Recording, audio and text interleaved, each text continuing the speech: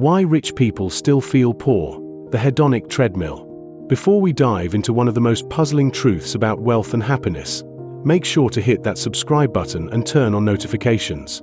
If you're curious about the deeper side of success, where psychology, philosophy, and human behavior collide, you're in the right place. Welcome to MindHack. The paradox of wealth. We live in a world where wealth equals winning. Or at least, that's the illusion. Everywhere you look, luxury lifestyles are on display, on Instagram, YouTube, and even in the way your neighbors talk. You'd think that being rich automatically unlocks joy, peace, and fulfillment. But here's the strange truth. Many wealthy people feel just as anxious, empty, and dissatisfied as anyone else. In fact, some feel even worse. Why is that? To answer this, we need to dig into a psychological phenomenon known as the hedonic treadmill.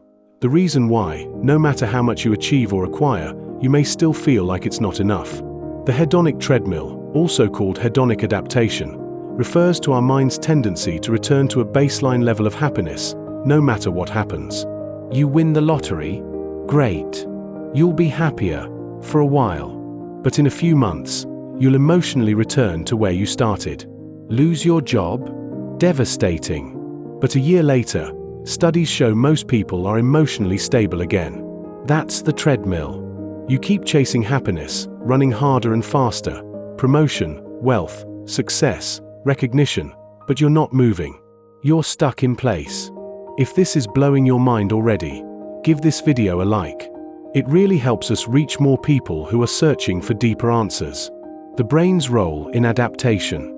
Biologically, this all comes down to dopamine, the neurotransmitter responsible for pleasure and motivation. When you experience something new, like buying a car or getting a raise, your dopamine spikes. You feel great, but your brain quickly gets used to it. That same new car. A few weeks in, it's just your car. This means the thrill fades. And to feel that high again, you need something more, something bigger, newer, better. It's not greed. It's neurology. And it explains why many wealthy people, despite reaching their goals, still feel restless. Their brains have adapted. The emotional payoff is gone. Lifestyle inflation, the quiet trap. Ever noticed how people making more money often seem more stressed about money? That's lifestyle inflation, when your expenses grow alongside your income. A better salary leads to a nicer apartment, then a mortgage, then private school for the kids, luxury vacations, and so on. Before you know it, what once felt like abundance now feels like survival. You're no longer comparing yourself to the average person. You're comparing yourself to those above you. The wealthy feel poor when surrounded by the ultra-wealthy. You might have millions in the bank, but if your neighbor has a helicopter, you feel behind. Social comparison, the root of insecurity. According to psychologist Leon Festinger, we determine our self-worth by comparing ourselves to others. And in the age of social media, this comparison is constant. Imagine you're a millionaire. Sounds great, right? But now imagine you're a millionaire in a circle of billionaires.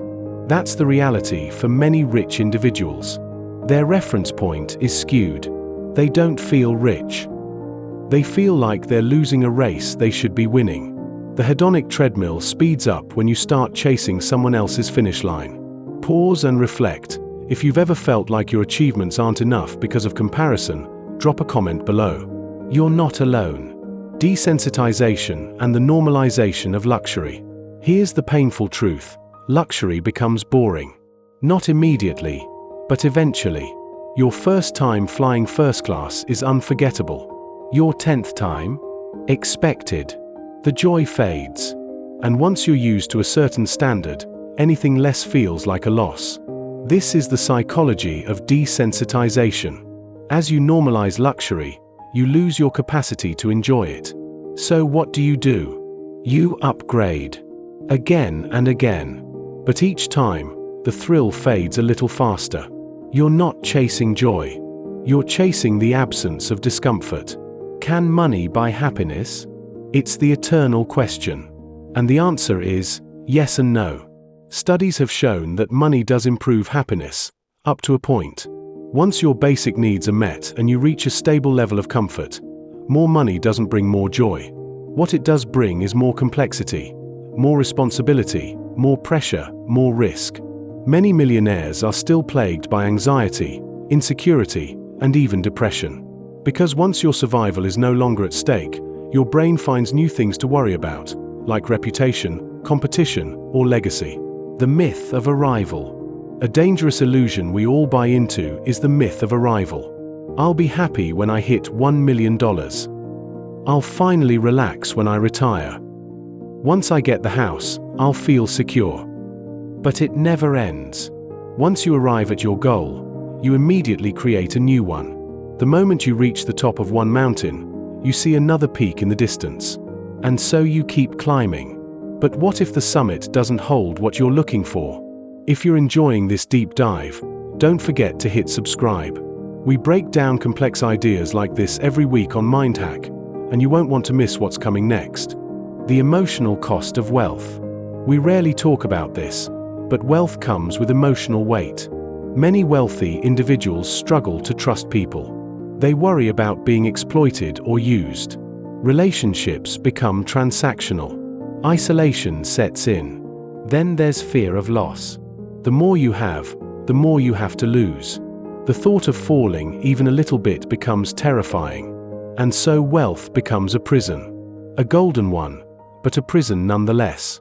A culture of endless want. Here's the kicker: the entire system is built on the hedonic treadmill. Capitalism doesn't want you to be satisfied. It needs you to want more. That's how it survives. Luxury brands, influencers, advertisements, they all tap into your insecurity. They promise fulfillment through consumption. But what they're really selling is perpetual desire. Even the rich aren't immune. In fact, they're prime targets. Ultra-wealthy individuals are constantly being marketed exclusivity. $100,000 watches, $500,000 vacations, $30 million homes. And yet, they still feel poor. Is there a way off the treadmill? Here's the question we all want answered. Can you ever truly escape? Some try minimalism. Others turn to spirituality, therapy, or giving back. Philanthropy becomes their new high. Purpose replaces performance. But even then, the treadmill waits. You can make doing good your new obsession. You can chase meaning like you once chased money. The form changes, but the running continues. So what's the real exit? Can you ever actually stop running? The escape illusion. We'll explore the stories of people who tried to get off the hedonic treadmill, billionaires who walked away, monks who renounced everything, and everyday people who quit high-paying jobs in search of something real. Did they find peace? Or did they simply trade one illusion for another? The answer might surprise you. But before we continue, remember to hit that subscribe button and turn on notifications. If you've ever wondered why the wealthiest people on earth can still feel empty, anxious, or unfulfilled, this is the video you've been waiting for. The treadmill no one escapes. We ask, what happens when you try to get off the treadmill entirely? And more importantly, can you really escape it? Or is that just another illusion sold to you by the same system you're trying to leave behind? Let's be honest. Everyone's had this thought at some point. If I just made enough money, I'd quit everything. Buy a house in Bali. Wake up slow. Meditate. Surf. Be happy. But here's the twist. The rich already tried that. And many of them still feel miserable. Why? Because what they were trying to escape wasn't just work, stress, or modern life. They were trying to escape themselves. And that's much harder to do. Case study: the CEO who disappeared. Let's take the example of Derek, a tech CEO who sold his company for $120 million by age 38. Overworked, overstimulated, and emotionally numb, Derek decided to vanish. He moved to a remote island in Greece. No Wi-Fi, no calls, no social media, just books, beach, and solitude. At first, he felt amazing. Sunrises felt new. Food tasted better. Time slowed down. But within a few months, that high began to fade. He grew restless, bored, lonely, anxious. He wasn't missing business, he was missing identity.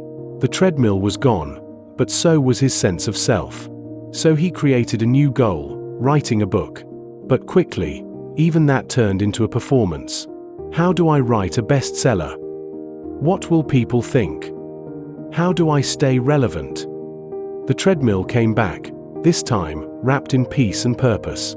The spiritual treadmill. And it's not just business people. Even those who completely renounce the world can fall into the same trap. Take monk Thanin, who left Wall Street to join a Buddhist monastery in Thailand. No possessions, no money, just robes and rice.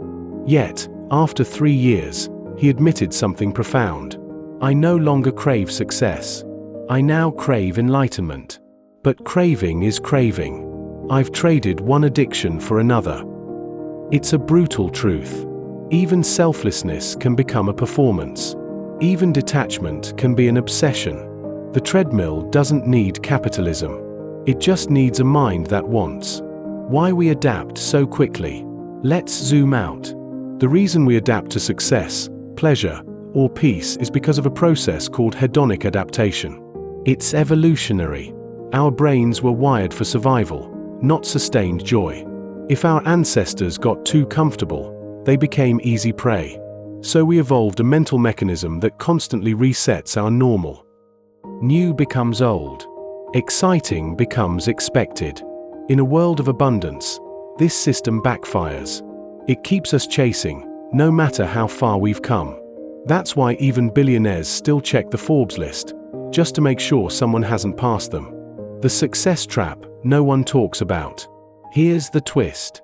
The more successful you become, the harder it is to find satisfaction. Why? Because your baseline rises with you. What used to be extraordinary becomes ordinary. You now dine at 5-star restaurants, so MC Donald's tastes like cardboard. You've flown private, so business class feels cramped. The problem isn't luxury. It's that luxury becomes normal. And once it's normal, it no longer satisfies. Worse, anything below your new standard feels like failure. That's the trap. The cycle of never enough. Here's how it works. 1. You desire something. 2. You get it. 3. You feel happy, briefly. 4. You adapt. 5. You desire the next thing. Rinse. Repeat. And the more things you acquire, the faster the cycle spins. It's not that rich people are ungrateful. It's that their brain chemistry is doing what it was designed to do, reset. But in a culture that equates wealth with happiness, that reset feels like betrayal. Can you ever really escape? Yes and no. You can't escape adaptation. But you can escape the illusion that more is always better. That's the first step. It's not about quitting life. It's about changing how you measure it. The solution isn't to run away from the treadmill. It's to slow down your steps, and maybe, just maybe, get off once in a while. Tools for reclaiming your sanity. Let's be practical. Here are 4 things that actually work. 1. Practice conscious gratitude. It's cliché, but powerful. Write down what you're grateful for every day. You're not just recording memories. You're rewiring your brain to appreciate the present instead of craving the future. 2. Define enough for yourself. Write it down.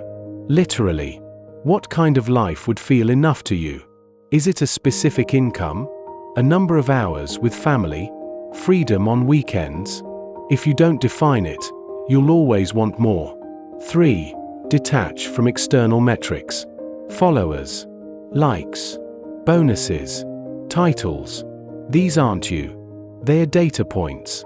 Don't tie your self-worth to statistics you don't control. Learn to measure your success internally, by alignment, not applause.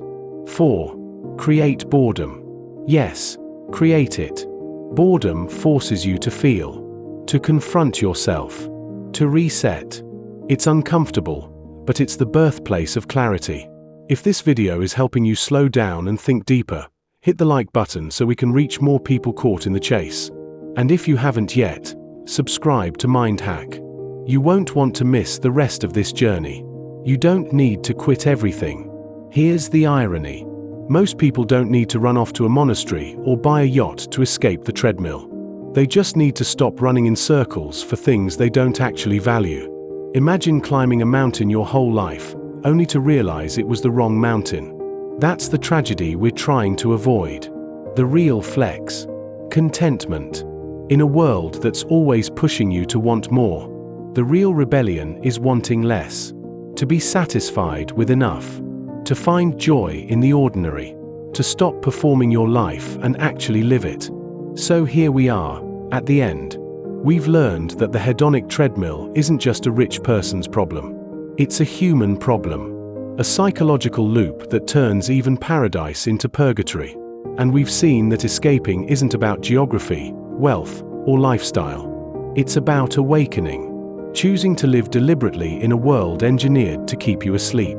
But just as we begin to break free, another truth emerges. What if even the pursuit of peace becomes a new form of pressure? That's the question we leave hanging. Because the treadmill doesn't just run on money. It also runs on self-improvement. Subscribe to MindHack, and we'll see you next time as we continue the journey beyond. Until then, slow down, breathe deep, and ask yourself, what am I really chasing?